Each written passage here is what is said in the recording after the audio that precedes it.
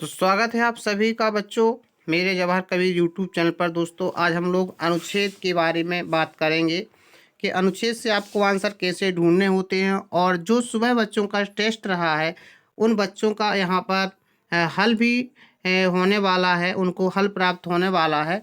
तो यहाँ पे आप लोग देखना कि आपने क्या गलतियाँ की हैं और उसको कैसे अपन लोग सुधार करेंगे। बहुत सारे क्वेश्चन ऐसे होते हैं बच्चों के, वहीं पे लिखे होते हैं पैसेज में या अनुच्छेद में आपके आंसर लिखे होते हैं, अपन लोग जल्दीबाजी में उनको देखते नहीं हैं और गलत कर बैठते हैं। ठीक है, तो अनुच्छेद को बड़ी समझदारी से बड़े आराम आराम से आपको पढ़ना है, इसके बाद आपको आंसर ढूंढने हैं। तो चलो शुरू करते हैं अपन लोग। अनुच्छेद पहला, भारत की सभ्यता। भारत की सभ्यता की प्राचीनतम सभ्यताओं में से एक है। विद्या का केंद्र होने के कारण अनेक देशों से लोग यहाँ के महान गुरुओं के पास शिक्षा प्राप्त करने आते थे। उन दिनों भारत व्यापार एवं वाणिज्य का केंद्र था। भारतीय वस्तुएं विश्व भर में प्रसिद्ध थीं। पूर्व तथा पश्चिम से व्यापारी स्थलीय मार्ग व समुद्री मार्ग से भारतीय माल खरीदने आते थे। भारत अब फिर से वाणिज्य और उद्योग का केंद्र बन रहा है। अनेक देशों को भारतीय वस्तुएं भेजी जाती हैं। भारतीय तकनीशियन तथा वैज्ञानिक भारत से बाहर अनेक देशों में कार्य कर रहे हैं। इस तरीके से हमने अनुच्छेद को पूरा पढ़ लिया है। अब अपन लोग क्या करेंगे, अपन लोग आंसर को देखेंगे। आंसर को एकदम स्पष्ट रूप से आपको इसी अनुच्छेद के अंदर एकदम से टिक करना है और क्लियर करना है। ठीक है ना। फिर अपन लोग ऑप्शन में टिक करेंगे। जैसे लोग भारत आते थे, लोग भारत किस लिए आते थे? लोग भारत यहाँ पर विद्या का केंद्र है, इसलिए शिक्षा प्राप्त करने आते थे। यहाँ लिखा गुरुओं के पास शिक्षा प्राप्त करने आते थे। ठीक है ना। तो इसका ऑप्शन हो जाएगा यहाँ पर, ऑप्शन नंबर हो जाएगा आपका ए नंबर सही। ठीक है ना, ए नंबर हो गया। अगले क्वेश्चन पे बात करते हैं। भारत विद्या का केंद्र था क्योंकि, विद्या का केंद्र था क्योंकि यहाँ पे कैसे गुरु थे? महान गुरु थे। पढ़ा रहे बने, तो इसमें भी ऑप्शन है महान गुरु थे, सी ऑप्शन सही है। तो इसका सी ऑप्शन आपका सही हो जाता है। ठीक है ना, महान गुरु थे। यहाँ पे जे लिखा हुआ है, यहाँ पर जे लिखा महान है ना, गुरु। ठीक है। अगला है भारत इनका भी केंद्र था। भारत किसका केंद्र था? भारत यहाँ पे व्यापार एवं वाणिज्य का भी केंद्र था। लिखा है क्या यहाँ पर? व्यापार और प्रौद्योगिकी, है ना। व्यापार यही है ऑप्शन, व्यापार इसी में लिखा, तो बी ऑप्शन सही हो जाएगा। व्यापार एवं प्रौद्योगिकी का केंद्र था। व्यापारी भारत वस्तुएं खरीदने आते थे क्योंकि वे वस्तुएं कैसी थी? महंगी थी, सस्ती थी, उपयोगी थी, प्रसिद्ध थी। तो यहाँ पे प्रसिद्ध लिखा हुआ है ना। यहाँ पे अपन ने कहीं पढ़ा है प्रसिद्ध थी, जे लिखा हुआ है ना। तो स्पष्ट रूप से इसका आंसर अपन को मिल रहा है। ठीक है ना, प्रसिद्ध थी। इस गद्यांश के लिए कौन सा शीर्षक सबसे अधिक उपयुक्त, मतलब सबसे बढ़िया जो आपका लगेगा शीर्षक, वही आपको लिखना है।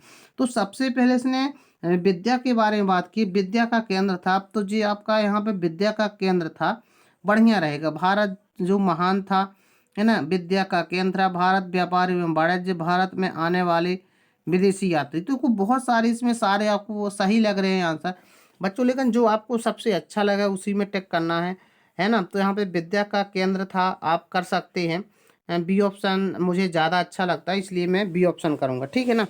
अब अगले अनुच्छेद के बारे में अपन लोग बात करेंगे। तो दूसरा अनुच्छेद है अपना, इसको पढ़ते हैं अपन लोग आराम से। ठीक है। तो यहाँ पर लोग हंस की प्रशंसा करते हैं। क्या है? लोग हंस की प्रशंसा करते हैं और मुझे काला कहते हैं। ऐसा कौन कह रहा है? कौवा कह रहा है ऐसा ना। मैं तो हंस से भी तेज उड़ सकता हूँ। घमंड भाई, तो मतलब घमंडी टाइप का कौवा है ना। क्यों ना मैं उसे उड़ने का मुकाबला करने के लिए ललकारूं और उसे हरा दूं। तब लोग मुझे तब लोग मेरी प्रशंसा करेंगे और उसका अनादर। यह सोचकर कौवे ने हंस को समुद्र के बीच में स्थित एक द्वीप तक एक साथ उड़ने के लिए ललकारा। हंस तैयार नहीं था, किंतु कौवे ने जिद न छोड़ी। दोनों ने उड़ना शुरू किया। आरंभ में कौवा अत्यंत तेज गति से उड़ता रहा। कौवा शीघ्र थक गया और नीचे गिरने लगा। हंस को उस पर दया आ गई। उसने कौवे को अपने पंखों पर बैठाकर द्वीप तक सुरक्षित पहुंचा दिया। कौवा अपने किए पर बहुत लज्जित हुआ। इस तरीके से हंस और कौवे की कहानी है। अब इसके अपन लोग ऑप्शन देखते हैं, कैसे क्वेश्चन है, क्या आंसर है, उस पर अपन लोग बात करेंगे। ठीक है ना। तो पहला क्वेश्चन है कौवा। कौवा कैसा था? घमंडी था, है ना। वो एकदम अपने आप पर घमंड करते, मैं तो कौवे से मतलब हंस से ज्यादा तेज उड़ सकता हूँ। तो इसका घमंडी चतुर तो यहाँ पे कहीं हो ही नहीं सकता गौ, क्योंकि वो बाद में हार भी जाता तो घमंडी टाइप का, है ना। तो यहाँ पे बी ऑप्शन आपका सही हो जाता है। हंस ने कौवे के प्रस्ताव का स्वागत किया। हंस ने कौवे के प्रस्ताव का स्वागत किया, कौवे के प्रस्ताव को एकदम स्वीकार कर लिया, कौवे के प्रस्ताव को अंत में मान लिया, कौवे के प्रस्ताव का मजाक उड़ाया। नहीं, देखो क्या है, पहले हंस तैयार नहीं हो रहा था, है ना, एक साथ उड़ने को लड़का हंस तैयार नहीं, किंतु कौवे की जिद पर, है ना, तो बाद में वो तैयार नहीं था, लेकिन अंत में उसने क्या किया है, कौवे के प्रस्ताव को मान लिया। ठीक है। फिर है कौवे ने हंस को सलाह दी, उन्हें कौवे ने हंस को क्या सलाह दी, उन्हें एक साथ मुकाबला करना चाहिए, एक दूसरे की सहायता करनी चाहिए, उड़ने का मुकाबला करना चाहिए, एक साथ द्वीप की यात्रा करनी चाहिए, यही कहा था, है ना। जे मतलब कौवे ने हंस से यही बात कही थी कि अपन क्या करना चाहिए, तुम्हें एक साथ द्वीप की यात्रा करनी चाहिए। यहाँ पर लिखा हुआ है ने, यहाँ पर ललकारा समुद्र के बीच स्थित द्वीप तक उड़ने के लिए ललकारा, है ना। ठीक है, तो यही रहा, उसने ललकारा रहा है, तो द्वीप की यात्रा करनी चाहिए, उड़ने का मुकाबला वही द्वीप की यात्रा, है ना। चलो अगला है कौवा हंस को मुकाबले में हराना चाहता था, क्योंकि उसे प्रशंसा मिलेगी, हंस को प्रशंसा मिलेगी, हंस को काला कहा जाएगा, हंस को उस पर दया गई। हाँ, तो कौवे ने सोचा था कि क्या है, मैं मुकाबला करूंगा और जीत जाऊंगा तो लोग उसे क्या करेंगे, प्रशंसा मिलेगी उसको, है ना। लिखा तब लोग मेरी प्रशंसा करेंगे, यहाँ पर लिखा भी हुआ है, ये ऑप्शन सही है। हंस को उस पर दया आ गई, हंस को उस पर दया आ गई, जो तो अच्छा इसी का ऑप्शन है ना। अगला 70 नंबर, कौवे के विपरीत हंस अपनी समान गति से उड़ा, क्योंकि कौवे के विपरीत हंस अपनी समान गति से उड़ा, क्योंकि मतलब कौवा तेजी से उड़ा, जो धीरे धीरे उड़ा, क्योंकि कौवे से डर लगता था, अपने पर गर्व था, परिणाम के बारे में भरोसा नहीं था, अपने पर भरोसा था। हम तो अपने पर भरोसा था, इसलिए वह क्या है, धीरे धीरे उड़ा, है ना। तो डी ऑप्शन यहाँ पे सही माना जाएगा। ठीक है ना। हंस इसलिए आराम से उड़ा, है ना, कौवे के विपरीत कौवा तेज तो जी आराम से, क्योंकि अपने पर भरोसा था कि मैं उड़ लूंगा। ठीक है, कौवा तो घमंडी टाइप का रहा है। तो यहाँ पर दूसरा अनुच्छेद अपना हल हो जाता है। तो बच्चों अगले अनुच्छेद के बारे में अपन लोग बात करेंगे। नेक्स्ट अनुच्छेद है अपना, तुम सुबह से रात तक अपने तुम सुबह से रात तक अपने आसपास अनेक परिवर्तन होते देखते हो, है ना। और देखते हो, ये परिवर्तन तुम्हें घर, विद्यालय, खेल के मैदान अथवा किसी अन्य स्थान पर दिखाई देते हैं। उदाहरण के लिए तुम कुछ ऐसे परिवर्तन दिखाई देते जैसे मौसम में आकस्मिक परिवर्तन, आकस्मिक मतलब अचानक परिवर्तन, वर्षा, पौधों पर फूल आना, बीज का अंकुरित होना, फलों का पकना, वस्त्रों का सूखना, दिन रात में परिवर्तन, बर्फ का पिघलना, पानी का भाप बनना, ईंधन का जलना, चावल को पकाना, चपाती का बनना बनाना, है ना, दूध से दही का बनना, लोहे में जंग लगना, आतिशबाजी का जलना आदि परिवर्तन से वस्तुओं में विभिन्न प्रकार के प्रत्यावर्तन भी हो सकते हैं, जैसे स्थिति, आकृति, आकार, रंग, अवस्था, तापमान, बनावट तथा संरचना में बदलाव। परिवर्तन का सदैव कोई ना कोई कारण होता है। ठीक है, इस तरीके से अपन ने इसको पढ़ा है। अब देखते हैं यहाँ पे आंसर किस तरीके से आपको बताने हैं। ठीक है ना। तो पहला है आपका, और क्वेश्चन है आपका, तुम अपने आसपास अनेक परिवर्तन देखते हो, इस वाक्य में अपने आसपास से तात्पर्य है। आसपास मतलब क्या है, ये केवल घर, केवल विद्यालय, केवल खेल का मैदान, सभी स्थान, बिल्कुल सभी। आसपास का मतलब घर के आसपास, विद्यालय के आसपास, खेल के मैदान के आसपास, मतलब इसका क्या है, ऑप्शन हो जाएगा इसमें सभी, है ना, सभी जगह इसमें लिखा भी है ना। तुम घर, विद्यालय, खेल के मैदान, सभी जगह लिखा है ना जी, यहाँ पर लिखा हुआ है। ठीक है, तो इसका ऑप्शन हो जाएगा सभी। ठीक है ना, ऑप्शन हो जाएगा इसका आंसर सभी। ठीक है, अगला है, इस गद्यांश में जिस परिवर्तन का उल्लेख किया गया है उसमें उनमें से कारकों को सम्मिलित नहीं किया गया है। अच्छा, किस बात को नहीं बताया गया, ठीक है ना। तो यहाँ पर किस शब्द की चर्चा नहीं की गई उसके बारे में बताना है। स्थिति और आकृति, देखिएगा यहाँ पर स्थिति आकृति लिखा है क्या? हाँ, स्थिति आकृति यहाँ पर लिखा हुआ है। और आकार और रंग, आकार और रंग भी लिखा हुआ है यहाँ पर। बनावट और संरचना, बनावट और संरचना भी लिखा हुआ है। कीमत और मूल्य यहाँ पर नहीं ले जी, कहा कहा कहता है कारकों को सम्मिलित नहीं किया गया है, तो कीमत और मूल्य को सम्मिलित नहीं किया गया है। परिवर्तन संभव नहीं है यदि वह आकस्मिक हो, जब वह ये उसके लिए कोई भुगतान ना किया गया हो, जब तक कोई कारण ना हो, जब तक उसकी मांग ना हो। हाँ, बिना कारण की परिवर्तन नहीं होता है ना। तो यहाँ पर लिखा हुआ है विभिन्न आदि का जन्म प्रकार परिवर्तन हो सकते हैं और स्थिति में परिवर्तन, है ना, मतलब इसमें कुछ ना कुछ कारण होता है बदलाव का। तो इसमें यहाँ पे लिखा भी हुआ कोई ना कोई कारण होता है ना। तो यहाँ पे अपना ऑप्शन हो जाएगा इसमें कौन सा? सी नंबर, है ना, सी ऑप्शन सही हो जाएगा अपना। चलो अगला देखो, हमारे आसपास होने वाले परिवर्तनों में से नीचे किनका उल्लेख नहीं किया गया। अब ये बताए कि इसमें किसके बारे में चर्चा नहीं की गई है, किसका परिवर्तन के बारे में उल्लेख नहीं किया गया है ना। तो धातु में जंग लगना, देखिएगा यहाँ पर कहा गया क्या, बताया गया। हाँ, धातु में जंग लगना लिखा, जे लिखा है पर लोहे में जंग लगना, है ना। और है नदी का मार्ग, नदी का मार्ग यहाँ पर नहीं है। पानी का भाप बनना, हाँ रहा यहाँ पर पानी का भाप बनना पिघलना, जे लिखा पानी का भाप, है ना। और भोजन का पकना, भोजन का पकना भी देखो रहा है यहीं कहीं पर, है ना, दिन रात जे है भोजन का पकना, वही बनाना जे है, दूध से दही का बनना, भाप बनना, भोजन बनना, यहीं पे लिखा हुआ है थोड़ा सा जी लिखा यहाँ पे चावल को पकाना, है ना, चपाती वही भोजन के बारे में। लेकिन नदी के मार्ग के बारे में यहाँ पर कोई चर्चा नहीं है। ये कहता है कि उल्लेख नहीं किया गया, तो नदी के मार्ग के बारे में यहाँ पर कोई उल्लेख नहीं है। अगला है 75 नंबर, इस गद्यांश के लिए कौन से शीर्षक सबसे अधिक उपयुक्त है। अच्छा, इसको फिर से अपन को एक शीर्षक चुनना है।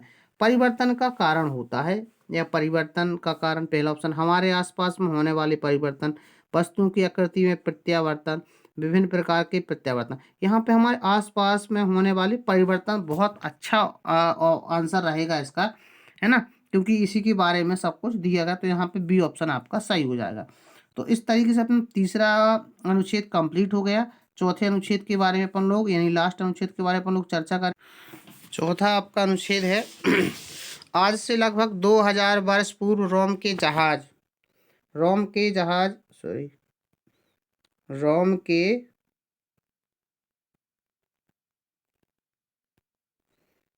रोम के जहाज की खोज में मालाबार तट, पेन चालू कर ले अपन थोड़ा, मालाबार तट पर तमिलनाडु के पूर्व तट पर आए।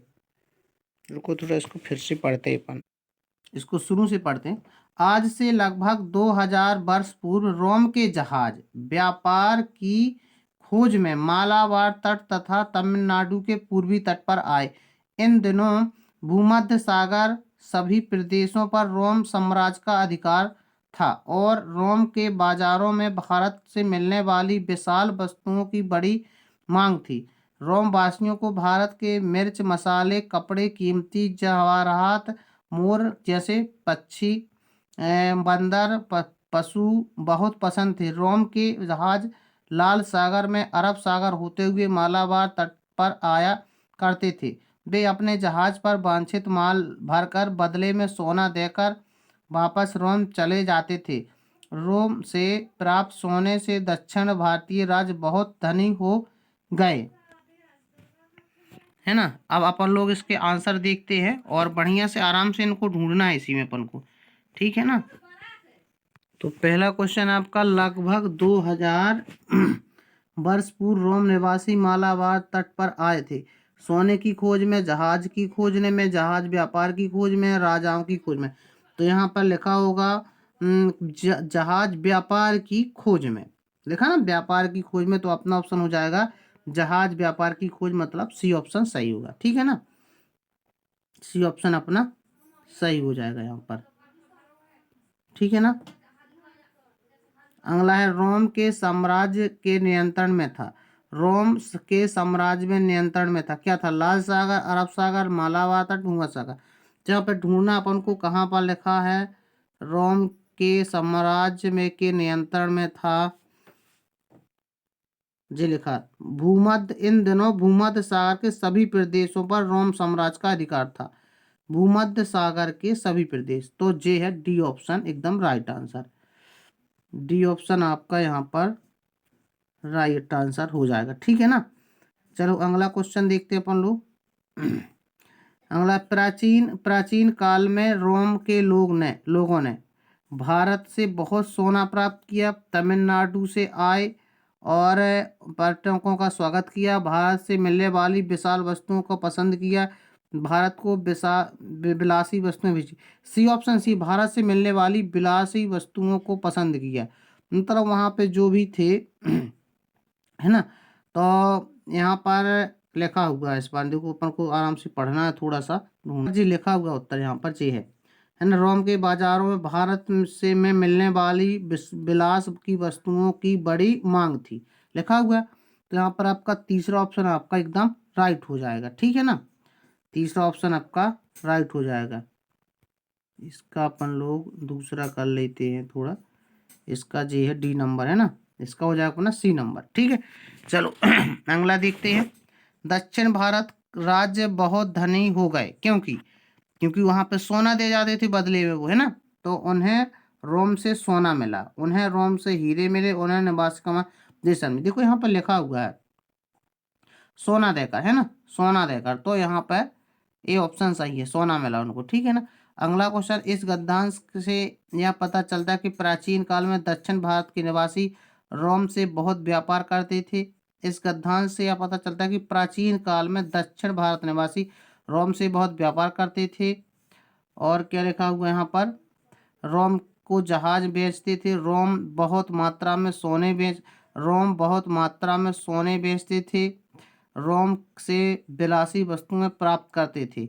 नहीं, रोम से विलासी वस्तु प्राप्त नहीं करते थे, वो तो रोम के लोग ले जाते थे। रोम बहुत मात्रा में सोना बेचते थे, हाँ जी, सोना का जरूर कि सोना ज़्यादा यहाँ पर लाते थे।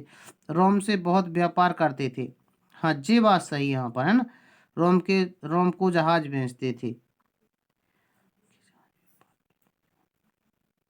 तो यहाँ पर रोम बहुत व्यापार करते थे, रोम से बहुत व्यापार करते थे यहाँ के लोग, ठीक है ना। जे एक ऑप्शन आपका सही हो जाएगा।